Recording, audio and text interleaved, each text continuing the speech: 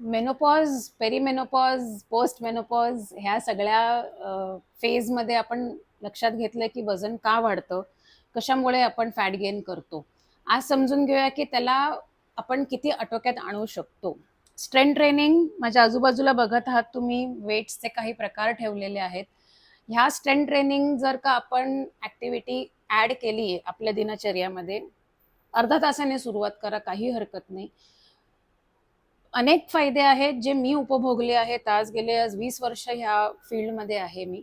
आणि काही डेफिनेटली मला सांगायचे मुद्दा सांगावासा वाटतोय की ह्या काळामध्ये, ह्या फेजमध्ये आपलं मसलची स्ट्रेंथ कमी होत असते, बारीक सारीक कुरबुरी येत असतात, दिसत असतात. तर त्या आपण आटोक्यात आणू शकतो, कारण स्ट्रेंथ वाढायला, मसल्स स्नायू बळकट करायला हा एक खूप सुंदर माध्यम आहे.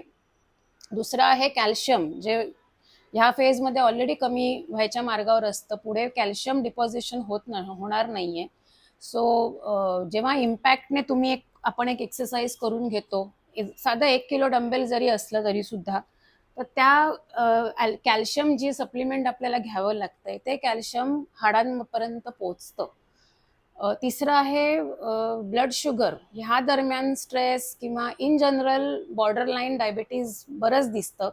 सो त्याचे पण डेफिनेटली आपल्याला फायदे दिसतात की ब्लड शुगर रक्तात फिरत नाही, ती सेल्समध्ये जाऊन बसते, ज्यांना पाहिजे तिथे जाऊन बसते ती. सो हा एक इम्पॅक्ट डेफिनेटली महत्वाचा आहे. तिन्ही खूप महत्वाचे पॉइंट्स आहेत. त्याच्यावरती मी जाऊन अजून सांगेन की आत्मविश्वास खूप वाढतो.